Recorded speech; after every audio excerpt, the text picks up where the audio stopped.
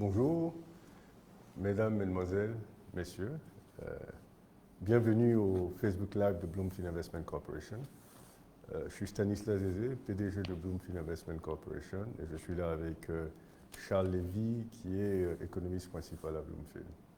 Nous avons, depuis l'avènement de cette pandémie, nous avons sorti plusieurs analyses sur les conséquences économiques, sanitaires et sociales de cette pandémie. Et dans la même veine d'informer, de discuter, d'échanger sur cette pandémie, nous avons décidé de faire un Facebook Live. Et ce Facebook Live aujourd'hui sera consacré, la discussion sera consacrée à la gestion de la pandémie en Afrique. Quand nous parlons de gestion de la pandémie en Afrique, nous parlons de toutes les initiatives qui ont été prises au niveau continental, au niveau régional, au niveau national, par le secteur privé, le secteur public, les ONG, et voir un peu l'efficacité de toutes ces mesures-là, l'impact de toutes ces mesures, et voir établir une corrélation entre le niveau de développement de la pandémie et toutes les initiatives qui ont été prises. Donc nous, évidemment, attendons vos questions. Hein, pendant que nous allons faire l'introduction, nous attendons vos questions auxquelles nous allons répondre. Alors pour entrer dans le jeu, nous allons certainement faire un peu le point de la situation aujourd'hui. Alors la situation aujourd'hui sur le continent, au 29 avril, nous avons 52 pays africains qui sont touchés par le Covid-19. Et sur ces 52, l'ensemble des personnes infectées sur le continent représente aujourd'hui 33 085 cas confirmés, avec 1465 décès et 10 000 cas de guérison. L'Afrique représente aujourd'hui 0,7% des cas au niveau mondial. Et en Afrique, nous avons fait un petit classement, nous avons pris les 10 pays les plus affectés. Et le pays le plus affecté en termes de cas est l'Égypte, avec 5 000 cas à peu près. Sur ces 5 000 cas, vous avez 1 300 guéris et 359 morts. Mais en termes de mortalité, le pays qui vient en tête, c'est l'Algérie, avec 437. Et ensuite, nous avons aussi fait un classement des pays qui ont été le moins affectés, donc tous ceux qui ont eu moins de 20 cas. Et il s'agit de la Mauritanie, 7 cas, de Sao Tomé-Principe, 11 cas, de la Gambie, 10 cas, du Burundi, 15 cas, et du Seychelles, 11 cas. Force est de constater qu'évidemment, la problématique, si vous voulez, la conséquence majeure pour l'Afrique, sera certainement pas la crise sanitaire en elle-même, mais plutôt la crise économique qui va s'en suivre.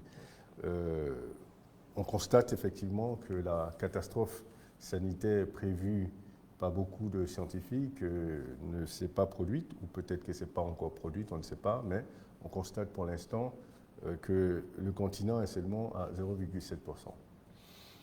Alors, à l'avènement de la pandémie, il y a eu énormément de réactions de par les États, de par les organisations continentales. Nous allons certainement discuter de l'efficacité et d'ailleurs de la promptitude de ces réactions-là. Donc peut-être, Charles, si tu veux peut-être nous citer quelques réactions qui ont été prises par les États, et je reviendrai là-dessus. D'accord. Comme le PDG l'a signifié déjà, on est touché de façon frontale à cette crise sanitaire. Juste pour ajouter un élément PDG à ce que vous avez dit tout à l'heure, en ce qui concerne la crise, l'impact sera ressenti fortement au niveau économique. Et dans ce sens, déjà, les prévisions du FMI anticipent la récession au niveau de l'Afrique. Donc, le chiffre qui est ressorti, c'est un taux de croissance négatif, celui de 1,6%. Donc, ce sera une récession que l'Afrique va ressentir pour l'année 2020. Au-delà de cela, il y a l'Union africaine également qui anticipe en ce qui concerne les destructions d'emplois. Et cela, l'ampleur sera relativement importante. Lorsqu'on parle d'un chiffre comme 20 millions, et là, c'est assez désastreux, on va dire, pour le continent. En ce qui concerne, tout à l'heure, vous l'avez signifié, PDG, les différentes réactions, au niveau de la société civile et du secteur privé, il y a eu beaucoup d'initiatives qui ont été faites, notamment tout ce qui est sensibilisation au sein de la population, de sorte à pouvoir avoir tout ce qui est mesures préventives pour que la population soit informée exactement de l'évolution de la situation, comment elle doit se comporter vis-à-vis de cette crise sanitaire, comment éviter de pouvoir contaminer, d'être contaminé, de contaminer même soi-même. Donc la société civile a été vraiment active dans ce sens-là, au-delà de tout ce qui est préventif et tout ce qui est, on va dire, accompagnement avec les gels et avec les masques. Il y a eu aussi des fonds de solidarité qui ont été établis, de sorte à ce que tout le monde peut venir participer à ce fonds-là pour venir en aide à tous ceux qui sont touchés, particulièrement les plus vulnérables. Voilà. Et je crois que pour compléter, la réaction des pays africains en général a été très positive. Au niveau de l'Union africaine, il y a eu une mise en place de différentes task forces pour adresser la problématique de la pandémie. Au niveau régional également, dans l'UEMOA et dans d'autres régions de l'Afrique, il y a eu des task forces qui ont été mises en place, des task forces au niveau chef d'État et au niveau ministériel pour prendre des décisions pour gérer la pandémie. Des structures, des institutions régionales financières telles que la BOAD qui a mis en place un package de 120 milliards aux États membres, qui représente à peu près 15 milliards par État membre, pour faire face à la pandémie. Et aussi, en plus de ça, a fait un gel de 76 milliards de francs CFA, ce qui ramène l'appui global à 196 milliards. Donc vous avez Afreximbank qui a mis à disposition des banques centrales 3 milliards de dollars pour permettre justement aux pays africains de continuer le commerce international. Donc il y a au niveau panafricain une forte mobilisation, une forte réaction qui a été observée. Et cette réaction a été aussi déclinée par pays. Donc, chaque pays a mis en place une solution de riposte vis-à-vis de cette pandémie-là, en mettant en place des budgets conséquents pour pouvoir justement faire face à la pandémie. Ceci dit, aujourd'hui, il est un peu trop tôt pour juger de l'efficacité de toutes ces mesures, mais nous allons donner notre opinion sur certaines de ces mesures qui ont été prises. Et on va peut-être vous citer quelques initiatives par pays qui ont été prises et qui font ressortir aujourd'hui un certain potentiel de l'Afrique sur lesquels je pense que l'Afrique devra capitaliser quand on parlera de perspectives et d'opportunités. On regarde par exemple, je vous donne un exemple ici. Les initiatives scientifiques, PDG, notamment quand vous parlez de potentiel sur lesquels les pays africains vont capitaliser. On a beaucoup les nouvelles technologies sur lesquelles l'Afrique va forcément capitaliser dans cette crise-là. Et en termes de cas, nous avons la Tunisie qui utilise beaucoup l'intelligence artificielle pour faire non seulement le diagnostic, et il y a eu même tout ce qui est conception et réalisation d'imprimantes 3D, en imprimante 3D pour tout ce qui est respirateur, de sorte à pouvoir répondre aux besoins sanitaires du pays. Et la Tunisie n'est pas le seul pays qui a fait ce progrès scientifique. On a également le Rwanda qui utilise les drones non seulement pour communiquer avec la population, pour sensibiliser, de sorte à être le plus proche possible de la population et renforcer la sensibilisation et éviter la propagation de ce virus-là. Le Ghana également, qui utilise des drones pour la livraison plus rapide de masques, de tests. Exact. Et au Sénégal, évidemment, il y a eu aussi les kits pour des faire kits les tests. pour faire des tests et des tests qui en général, ces kits permettent de faire les tests plus rapidement. Plus rapidement et à moins de coût. Relativement à ce qu'on pouvait observer encore là sur le marché. Et l'Institut malgache de recherche appliquée qui a élaboré le remède Covid organique, évidemment, qui a suscité quelques réactions à l'international, mais nous pensons que ces initiatives sont de très bonnes initiatives. Et force est de constater qu'elles ont un impact positif. Et je ne sais pas si les scientifiques établissent nécessairement, ou alors si on est à ce jour capable d'établir nécessairement une relation étroite entre le fait que la pandémie ne s'est pas propagée de façon significative sur le continent et les initiatives qui ont été prises. Mais ce qui est sûr, c'est qu'aujourd'hui, nous constatons que l'Afrique, pour l'instant en tout cas, a évité la catastrophe. Et donc, ce qui lui donne certainement le temps de s'organiser aujourd'hui, plus de temps de s'organiser pour pouvoir éventuellement répondre s'il y a une ressurgence ou si la pandémie venait à progresser. Et ouais. Je voudrais rajouter juste encore pour PDG par rapport aux différentes initiatives. Ce qui est assez intéressant, c'est qu'on voit vraiment pour certaines initiatives une collaboration des États. Notamment lorsqu'on prend le remède qui est proposé par les Malgaches, la tisane, il y a eu plusieurs commandes qui ont été faites par et le Sénégal et la Gambie. Donc en réalité, cette crise-là va permettre d'une certaine manière à intensifier la collaboration entre les États et à une synergie véritablement des solutions. Et je pense que c'est l'occasion donnée à tous les États de penser collaboration, penser harmonisation, de sorte à pouvoir faire face à ce type de choc et mieux réagir dans ces temps de crise. Et je pense que, en ce qui concerne notre opinion, nous pensons que l'Afrique a très bien réagi vis-à-vis de cette pandémie en termes d'initiatives prises. Mais il est important de remarquer que certaines initiatives sont pas forcément, certaines mesures prises ne sont pas forcément adaptées à l'environnement et au contexte. Et c'est ce qui va certainement montrer que dans certains pays, les solutions préconisées ont eu un effet, un impact beaucoup plus important que dans d'autres pays. Donc, je crois qu'on est toujours dans cette pandémie et il est important que les solutions qui soient proposées soient certainement adaptées à l'environnement dans lequel évoluent les pays, de sorte à ne pas déséquilibrer de façon significative le cours des choses et déséquilibrer et fragiliser davantage leur système économique et social. En sachant que les conséquences économiques vont être très importantes pour les PME, vont être très importantes pour les entreprises et pour l'économie en général. On prévoit des pertes d'emplois massifs, des pertes d'emplois massifs si de la liquidité n'est pas injectée dans les entreprises. La Banque centrale, les différentes banques centrales ont pris des mesures drastiques pour pouvoir justement renforcer la liquidité des États de sorte à pouvoir absorber éventuellement les pertes budgétaires et avoir de la liquidité à injecter dans l'économie. Et nous pensons que tout ça sont des choses très positives.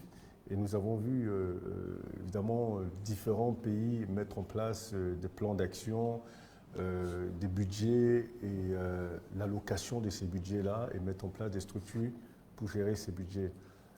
Aujourd'hui, comme je vous disais, il est un peu trop tôt pour voir quel a été l'impact vraiment. Est-ce que ces budgets ont été vraiment alloués, distribués, reçus par les intéressés et voir aussi est-ce que ces budgets ont permis effectivement aux entreprises de se remettre à flot, aux entreprises justement d'assurer la continuité de leur business et de planifier pour le retour du business. Certaines mesures, d'autres mesures ont été prises que nous trouvons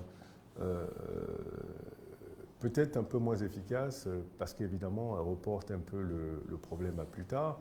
Ce sont les reports de paiement de factures, de paiement d'impôts qui, pour nous, vont certainement s'accumuler et poser un problème plus tard. Parce que aujourd'hui, vu la situation de fermeture d'entreprises, les entreprises sont moins productives, donc évidemment ne génèrent pas de cash flow, donc auront certainement moins de cash flow dans 3, 4, 5 mois.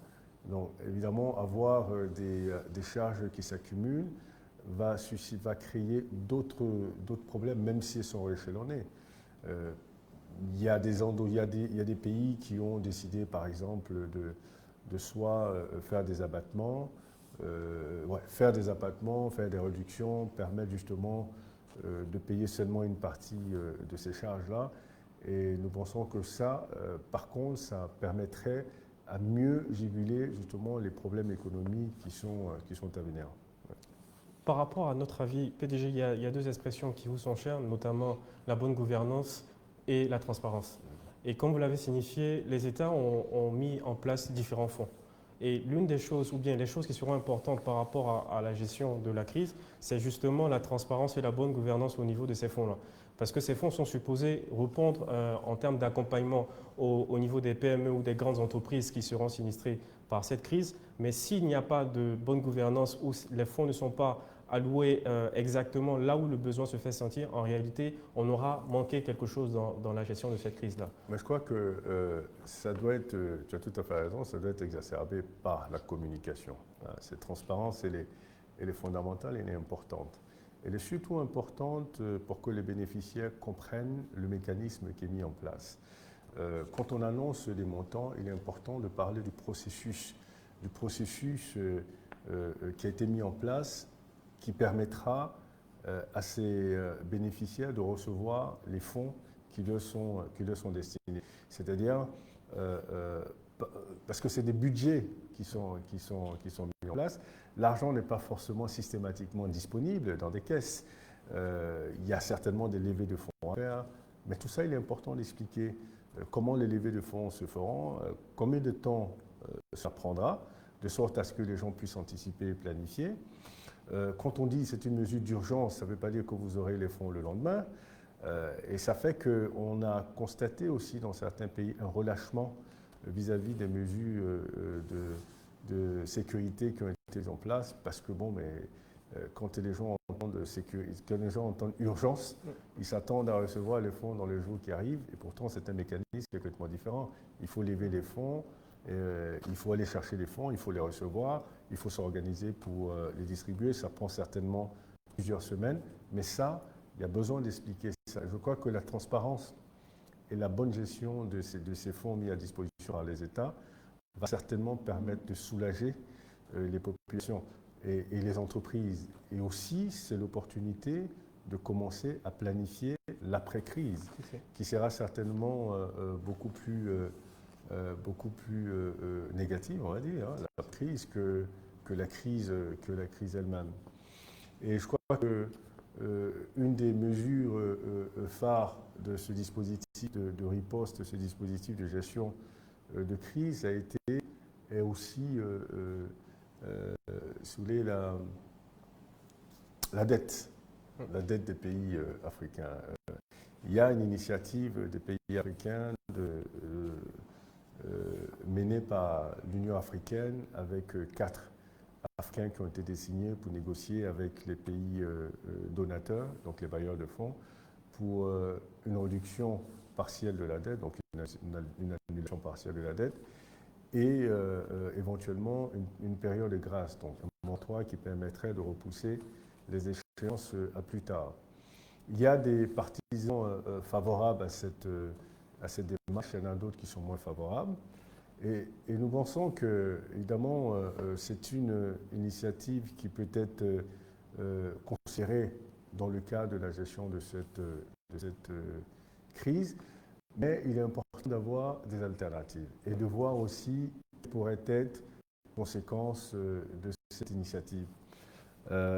Demander une annulation peut donner un mauvais signal, hein, c'est-à-dire que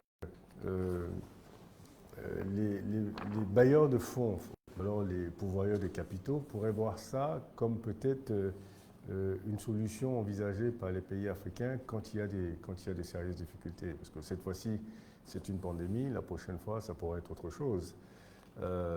Et donc, évidemment, ça aurait un impact sur la crédibilité, ça aurait un impact à long terme, même sur l'accès à de nouveaux financements. C'est une solution, mais c'est certainement pas une solution sur laquelle devrait se reposer tout le pays. Parce que il y a moins de 20 ans, ou il y a à peu près 20 ans, qu'il y a eu le PPTE, parce que les pays africains ou les pays pauvres en général étaient très endettés. Donc évidemment, a été arrivé à un niveau de dette qui est plus soutenable. On fait une demande d'annulation qui a été acceptée pour beaucoup de pays. 20 ans après, vous avez la pandémie. Pour 15 ans ou 20 ans après, il y aura certainement autre chose. Donc je crois que c'est aussi l'opportunité pour les pays africains, peut-être, même en considérant l'option de peut-être revoir revoient de façon profonde, si vous voulez, la structuration de leur économie, la structuration de leurs dépenses, réorganiser certainement leurs dépenses, de sorte à pouvoir être dans une logique d'anticipation de ce genre de crise-là, qui éviterait certainement de chercher des annulations, parce que ces annulations peuvent avoir d'autres impacts négatifs plus tard sur la crédibilité des pays qui demandent leur annulation. Donc nous pensons que cette demande d'annulation peut être une solution parmi les autres, mais la solution la plus pérenne serait la réorganisation des économies, la transformation des économies, Exactement. de sorte à ce que les économies soient beaucoup plus résilientes. C'est l'opportunité de sortie de l'informel, de sorte à élargir de façon plus importante la base de revenus fiscaux des États, de sorte à renforcer leurs recettes. C'est aussi l'opportunité de diversifier les économies davantage, parce que les pays justement qui sont très posés sont les pays qui ont des économies qui ne sont pas diversifiées, notamment les pays pétroliers. Avec la chute du baril du pétrole devient un problème significatif pour ces États-là. Pour rebondir ou rajouter quelques éléments sur votre intervention, PDG, notamment sur la transformation des économies, je pense que c'est l'occasion de renforcer même, on va dire, le commerce régional, de renforcer la coopération régionale de sorte à vraiment profiter de ces unions auxquelles appartiennent les différents États. Parce qu'on a l'impression que les différents pays profitent ou, on va dire, mettent en valeur leurs relations avec l'Occident ou d'autres continents que la relation qui existe dans leur région de proximité. Quand je parle de région de proximité, je parle de l'UEMOA, je parle de la CEDEAO ou toute autre zone économique qui peut permettre de profiter pleinement du potentiel des différents pays. Et tout à fait raison. Je crois que c'est aussi l'occasion de mettre l'accent sur les économies domestiques. exactement. Investir plus dans le domestique, dans le régional. Et je crois que ce renforcement de coopération régionale est en train de se sentir là, avec la gestion de la crise. Les initiatives régionales se multiplient. Évidemment, je crois que dans cette logique de gestion de crise, il y aura certainement une logique de réorganisation des économies, une logique de réorganisation de la coopération et de capitaliser justement sur cette coopération-là pour pouvoir avancer. Et je crois que ce de quoi nous n'avons pas encore parlé, c'est peut-être de la gestion de la crise par les entreprises et la continuité du business à travers les nouvelles technologies qui aujourd'hui commencent à, si vous voulez, éclairer un peu la lanterne de certaines entreprises sur comment réduire les coûts. Beaucoup d'entreprises organisent énormément de voyages, des formations à l'étranger, ce qui coûte extrêmement cher. Aujourd'hui, on se rend bien compte qu'on peut rester sur place et travailler avec des gens dans d'autres pays, faire des formations en ligne. Et donc, je crois qu'après cette pandémie, ça, c'est une bonne séquence d'ailleurs. Les entreprises vont commencer à plus travailler en ligne, travailler avec les outils d'information et la technologie de sorte à réduire de façon significative les coûts. Je crois aussi que les États pourraient capitaliser là-dessus. Quand vous regardez les dépenses administratives de voyage et de formation à l'étranger, ce sont des budgets faramineux. Alors que au lieu de faire partie 50 personnes pour aller se former dans un endroit, il serait peut-être plus intéressant de faire venir le formateur lui-même, ou alors d'avoir une formation en ligne, privilégier de plus en plus de formation en ligne. Je crois que cette crise aussi a certainement amélioré en quelque sorte les outils informatiques, les outils de technologie, de sorte à ce qu'ils soient beaucoup plus performants. Et vous vous rendrez compte qu'aujourd'hui, les chefs d'État peuvent avoir une conférence par vidéoconférence où ils n'ont pas besoin de se déplacer. Et vous avez des ministres qui font vous avez des entreprises, vous avez des capitaines d'industrie qui font des réunions sans se déplacer.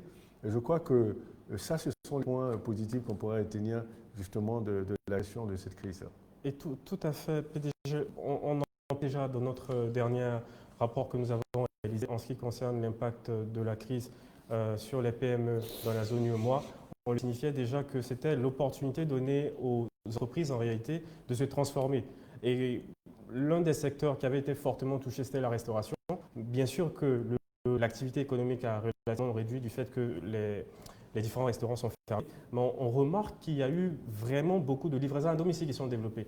Donc là, c'est comment on s'adapte en situation de crise et on anticipe que les entreprises qui vont s'en sortir durant celles qui ont réussi ce pari de la transformation, de la réorganisation même de l'activité, de sorte non seulement à profiter des opportunités, mais de capitaliser sur des outils déjà qu'ils avaient. On prend par exemple juste en termes technologiques, personne n'avait des Office, mais ils n'utilisaient que Word et Excel. Alors que vous avez la possibilité d'avoir d'autres devices sur ces différentes plateformes, comme la vidéoconférence, comme le partage de documents, comme un gros package qui peut vraiment vous permettre de performer dans la vie quotidienne. Donc là, c'est vraiment l'opportunité qui est donnée aux différentes entreprises du secteur de pouvoir agir différemment. Et PDG, avant de prendre la question, je voudrais insister sur le fait que pour ce qui concerne l'État, il y a, on va dire, depuis longtemps, cette volonté d'élargir l'assiette fiscale. Là, on va dire quoi? Le boulevard est vraiment ouvert parce que tout ce qui sera proposé, on va dire, en termes d'aide ou d'appui, accompagnement aux PME, il faudra le faire bien par un canal. À partir du moment où ça devient la voie privilégiée d'identification des PME pour que non seulement les PME sachent que lorsqu'il arrive ce type de situation, elles peuvent bénéficier de l'appui de l'État, mais également il faudrait que les PME comprennent qu'elles doivent être en règle vis-à-vis de l'État et vis-à-vis du pays même, parce qu'après c'est un acte citoyen que de payer ses impôts. Je crois que c'est l'opportunité aussi de certainement croiser tous les différents fichiers qui existent d'identification des entités, parce que même les structures dans l'informel sont identifiées par les mairies, parce qu'elles payent des taxes locales qui, pour être sur les marchés, pour être autorisées à exercer. Donc aujourd'hui, je pense qu'il s'agit de croiser tous les fichiers pour avoir un seul fichier qui permettrait justement de faciliter cette sortie de l'informel. Et ce sera l'opportunité aussi pour les pays de commencer l'adressage, qui permettra d'identifier de façon précise les business là où ils sont, et puis même les personnes physiques là où elles sont. Et je crois qu'aussi, avant peut-être de... oui, je crois qu'on va peut-être prendre les questions, et puis au fur et à mesure revenir peut-être sur certains des points qu'on n'a pas détaillés. D'accord. Alors, la première question. La première question, le Bureau de prospective économique au Sénégal planche un projet dénommé Indice de sévérité du Covid-19 afin d'évaluer les facteurs de résilience dans les pays africains. Aussi, voudrais-je avoir votre avis de ce nouvel instrument de statistique. Pourra-t-il servir en termes de l'évaluation de la conjoncture économique d'un pays en Afrique ou partout ailleurs? J'ai essayé de répondre à cette première question. Il faut dire d'abord que cet indice, nous le suivons de près. C'est une belle initiative. Déjà, ce qu'il faut souligner, c'est que ce n'est pas seulement réservé aux pays africains, mais c'est un indice qui a pour objectif, comme son nom l'indique, d'évaluer la sévérité de la crise mondiale au niveau de différents pays et ensuite de pouvoir identifier quels ont été les leviers de sorte à ce que les pays-là soient mieux résilients. Donc, il y a un classement, bien sûr, qui est effectué chaque semaine. Mais ce qu'il faut dire, il est un peu trop tôt pour juger de la robustesse du modèle ou bien de cet indice-là, parce qu'il faut un certain laps de temps, non seulement pour que les données soient suffisamment significatives et qu'on puisse en avoir une vraie interprétation. Toutefois, c'est une très bonne chose qu'on puisse disposer déjà d'un indice pareil, de sorte à pouvoir voir tout ce qui est potentiel impact au niveau de la crise. Pour le deuxième volet de la question qui nous demandait est-ce que cet indice-là pouvait servir d'évaluation de la conjoncture économique, ce qu'on pourrait répondre à cette question, c'est que pour le moment, vu l'objet de cet indice qui est vraiment axé sur l'impact de la crise sanitaire, de sa sévérité, on ne peut pas l'utiliser en termes d'évaluation de la conjoncture économique. Par contre, on peut l'utiliser pour interpréter tous les résultats de conjoncture qu'on aurait pu observer, de sorte à donner plus de matière et plus d'éléments de réponse. Voilà, donc je crois que la prochaine question en réalité se résume à est-ce que les pays africains n'ont pas réagi tard Écoutez, nous ne pensons pas nécessairement. Nous pensons que les pays africains ont pris la mesure de l'urgence et ont réagi de façon efficace et efficiente en termes de mesures prises systématiquement dans un premier temps pour endiguer la pandémie. Donc, sur cette question, je crois que si les pays se sont mobilisés très rapidement et ont très rapidement pris des mesures qui permettraient déjà de faire, si vous voulez, un état des lieux et de voir où est-ce qu'ils en étaient. Donc, sur ce point, je pense que la réaction des pays africains a été quand même assez importante et assez intéressante. Et il y a une autre question qui demande si les montants proposés par les différents États vont suffire. Écoutez, ce sont les États qui établissent le besoin de leur économie et qui mettent en place des budgets en fonction de leur capacité également. Hein. Donc, vous verrez que dans différents pays, vous avez des montants complètement différents. Et ces montants sont évalués par l'État qui estimait le besoin immédiat ou le besoin immédiat ou à court terme de l'économie et ont mis en place des budgets qui pourront certainement ou qui vont commencer à lever ou il y en a qui ont certainement déjà commencé à lever. Sur ce point-là, je pense que il faut plutôt se poser la question après, une fois que ces budgets auront été mis à disposition, que les gens les auront utilisés, ce serait de voir si ça a répondu réellement aux besoins qui étaient identifiés et si ça a été efficace. Voilà. Donc, pour l'instant, je crois que c'est un peu trop tôt pour faire une évaluation de l'efficacité de ces budgets tant qu'ils n'ont pas été distribués, utilisés. Et voilà. La question, on l'avait déjà un peu abordée avec notre avis. Elle dit, et si on parle, l'Afrique semble avoir manqué une occasion de résoudre du commerce international.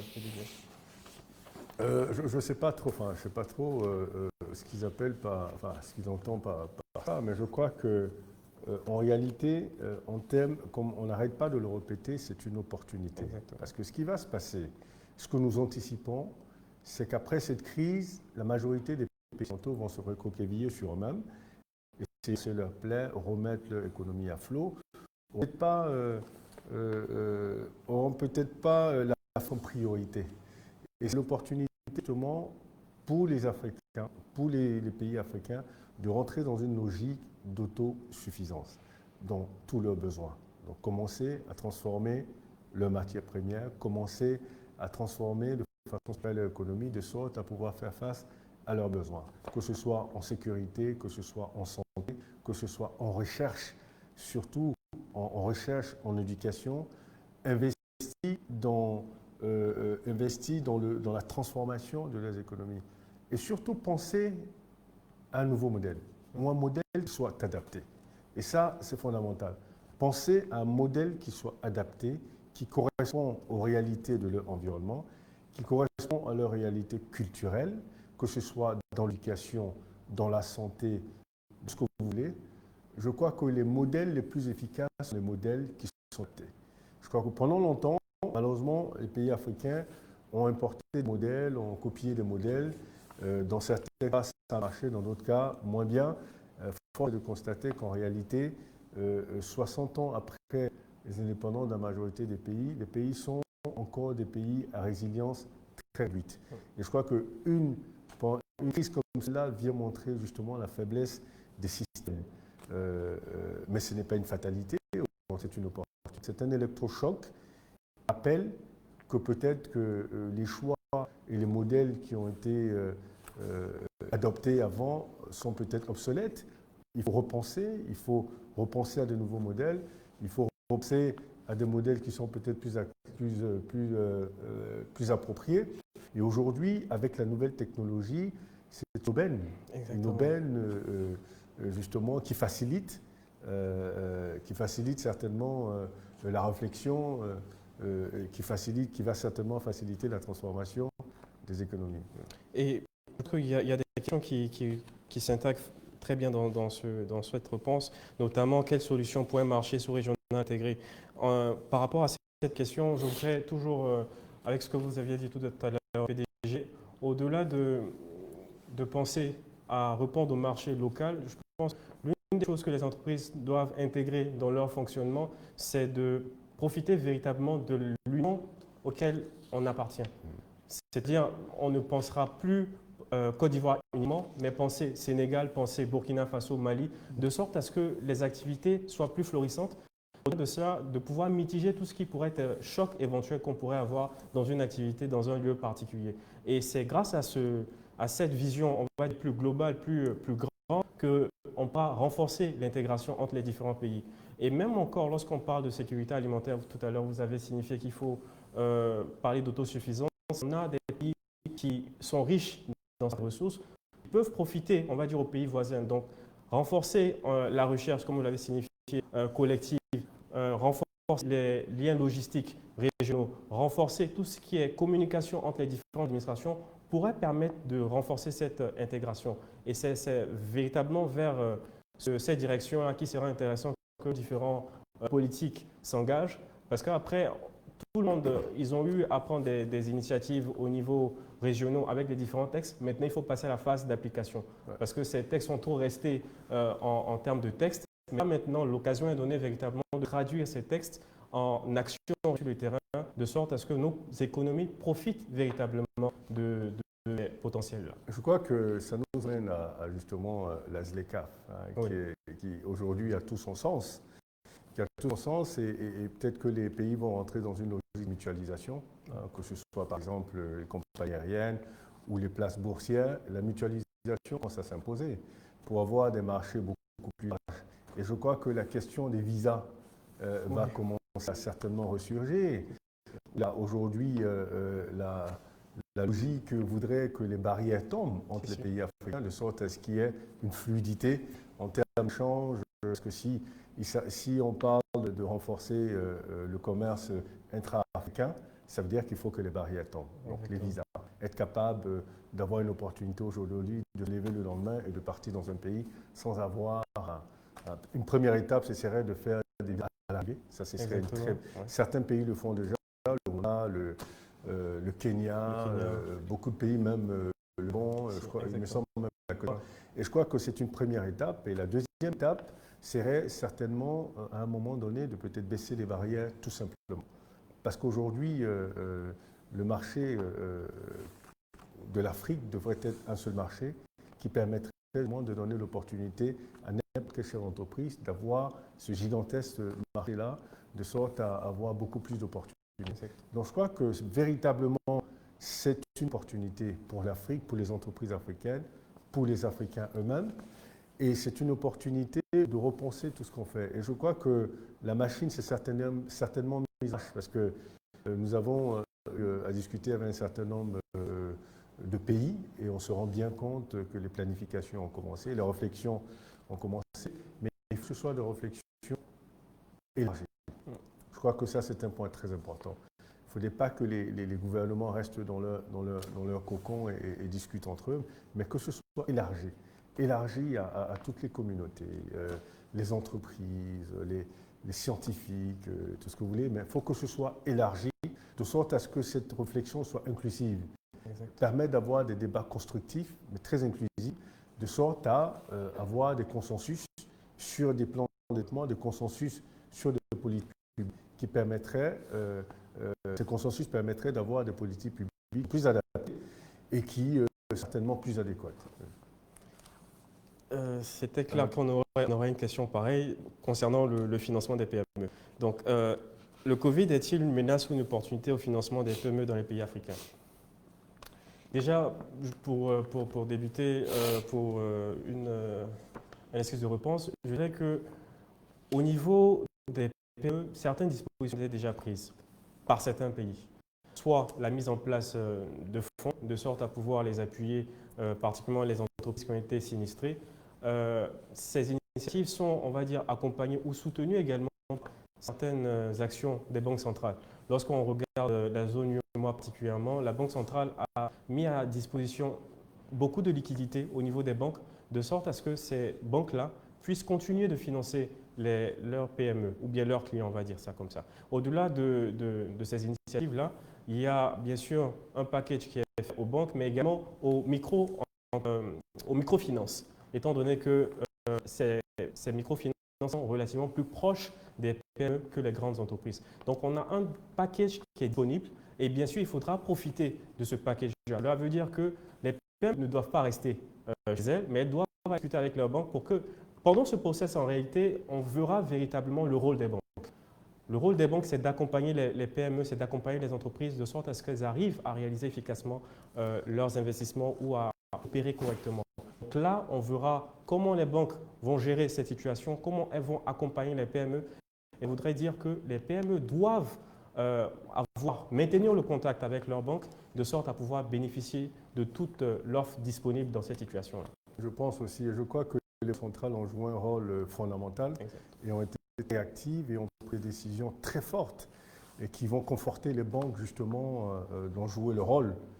Comme tu dis, elles devront faire preuve de plus de flexibilité et certainement de plus d'innovation, de sorte à trouver des mécanismes qui leur permettraient et d'être flexibles vis-à-vis d'injecter la liquidité, mais en même temps j'ai le risque, parce qu'évidemment, forcément, la logique de flexibilité n'exclut pas la logique de bonne gestion de risque. Il faut juste adapter désormais la gestion des risques aux nouveaux risques qui existent et adapter la gestion des risques à son environnement et avoir des solutions, des risques constentiels pour pouvoir gérer des crises comme celle-là, par exemple. Donc je crois qu'il y a toute une révolution qui va se faire au niveau des banques, au niveau de toutes les entreprises d'ailleurs, de sorte rien ne sera plus comme avant, ça c'est clair. Et c'est une opportunité extraordinaire de réfléchir, de repenser les choses. Et je crois que certaines banques sont encore naturellement, et là, il y a des banques qui sont rentrées déjà dans la danse. Et je crois qu'une des mesures très importantes aussi, prises par les banques centrales, c'est donner la possibilité aujourd'hui aux banques de justement reporter les échéances de crédit des PME et les placer à l'arrière de leurs emprunts. Et ça, c'est une très bonne chose. Ça permettrait d'avoir une marge de manœuvre pour les PME. Mais évidemment, comme tu dis, il faut que les PME se déplacent, il faut que les PME discutent, il faut que les PME aient des plans de sortie de crise, hein, parce qu'il est important que les banques aient un minimum de confiance quand même dans la position que font les PME pour sortir des crises, pour la continuité de leur business et surtout pour les nouvelles opportunités. Mais c'est aussi l'opportunité de créer de nouvelles opportunités dans le business des PME, ajuster leur offre. Et je crois que même dans l'ensemble, notre réflexion doit être faite sur comment les PME sont accompagnées. Que ce soit au niveau des États, que ce soit au niveau du secteur bancaire, des institutions financières, de modèle. Je pense que une des grosses problématiques des PME en Afrique est la structuration même des PME. Et donc, c'est vraiment commencer à se pencher sur la capacité d'absorption du cash des PME, les capacités à justement l'utiliser pour générer suffisamment de cash flow pour rembourser et continuer à développer. Donc, nous avons en Afrique un énorme chantier dans tous les secteurs d'activité, dans tous les pans de l'économie, de la vie sociale, de la vie culturelle, de la vie politique naturellement. Et c'est finalement très excitant. Hein. C'est-à-dire beaucoup de challenges. Ouais, c'est un malheur qui se passe en Afrique, mais c'est en même temps un électrochoc qui va réveiller un peu sur un certain nombre de choses.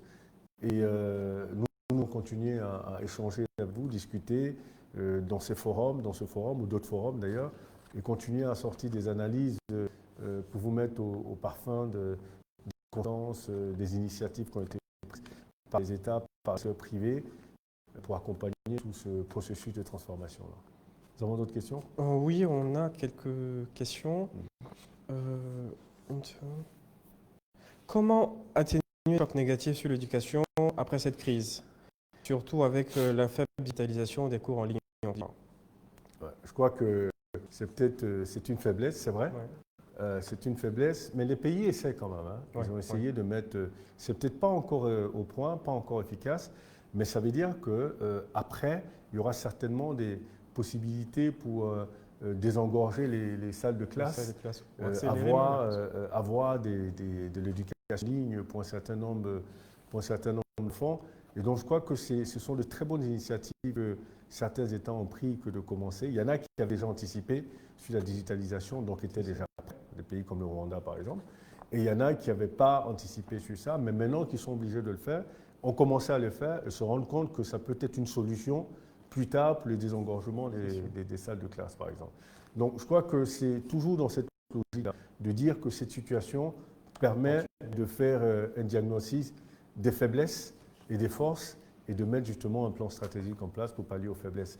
Donc, dans l'urgence, des pays ont commencé à des débuts de solutions pour pallier à ces faiblesses-là. Mais évidemment, ça va continuer, la réflexion va continuer. On espère que la réflexion va continuer, elle devrait continuer, elle n'a pas de raison de s'arrêter parce que l'Afrique est dans un mouvement vers l'avant et donc ça permettra justement de reprendre à ces problématiques-là. Ouais. D'accord.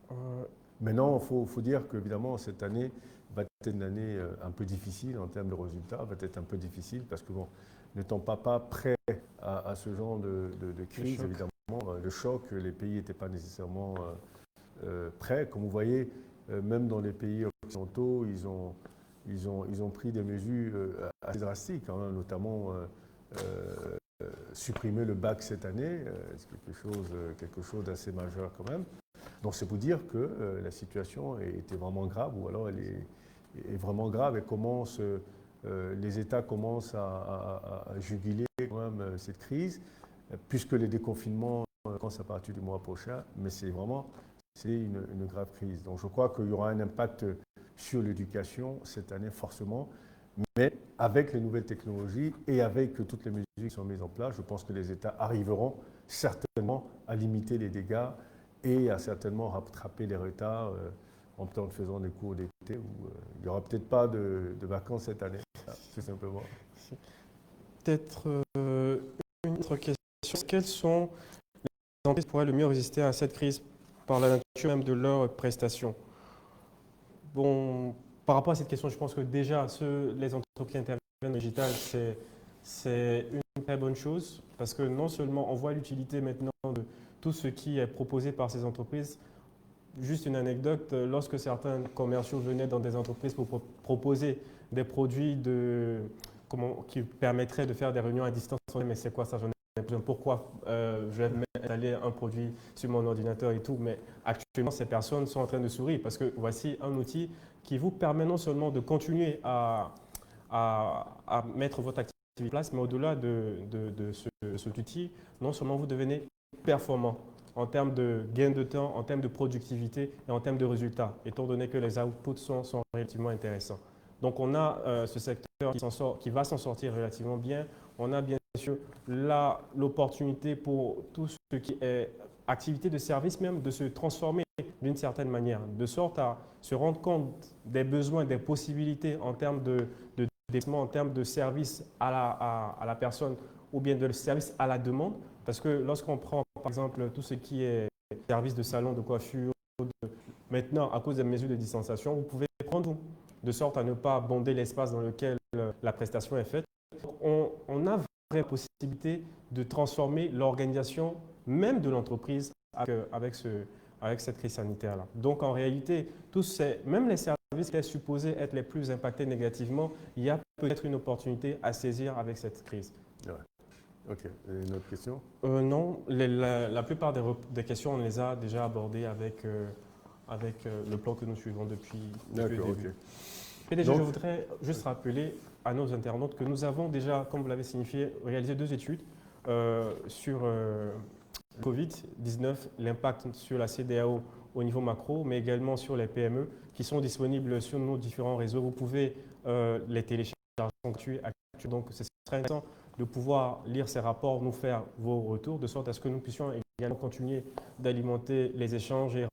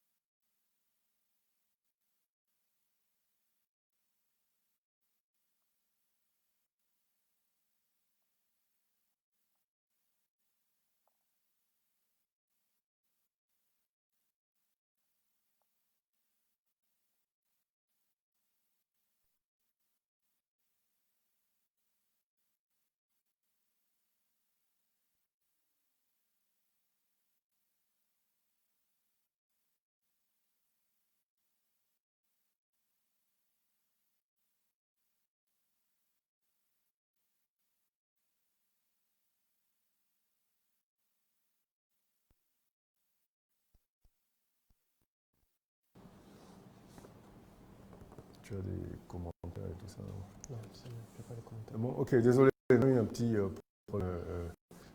problème technique. Nous allons certainement être très présents durant pour les 3 prochains mois ou prochainement en fonction de comment évolue cette pandémie. Nous pensons qu'avec le déconfinement qui commence dans notre pays, nous allons certainement voir une décélération des mesures, certainement en Afrique. On verra, ces pays en Afrique ont déjà commencé cette décélération, en espérant que tout ça sera fait avec beaucoup d'actes et en sachant que même pour les 6 prochains mois, peut-être les 12 prochains mois, nous allons certainement continuer à adopter les bons réflexes, les bons gestes, pour pouvoir limiter une éventuelle réparution de cette pandémie-là, quand elle sera certainement terminée.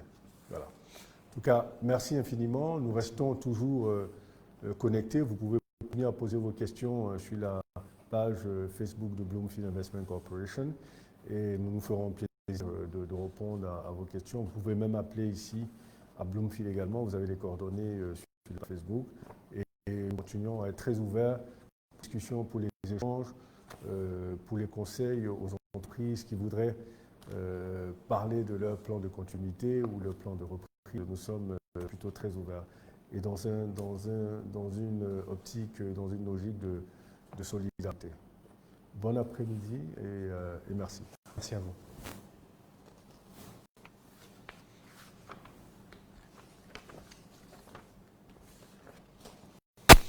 C'est bon, hein? Ouais, c'est terminé.